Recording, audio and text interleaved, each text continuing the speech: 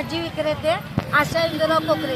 जय श्रीराम, जय भवानी, जय शिवाजी। आम्हाला गॅरंटी तर होती सांगलीत कमळ फुलणार आणि याच्या आधी पण मी उल्लेख केलेला आहे, कुणीकडं पण येऊ दे पण कमळच येणार, कमळच फुलणार।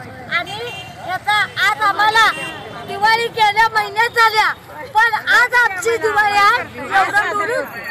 आणि आता त्याच्या मागे तर सगळ्या योजना आमच्यापर्यंत पोहोचलेल्या आहेत। आता इष्टीचं हाफ तिकीट होतं, आता सरकारनं सांगितलंय सगळं माफ करतो आणि आम्ही आता कुठं पण जाऊन एन्जॉय करायला रिकाम झालो।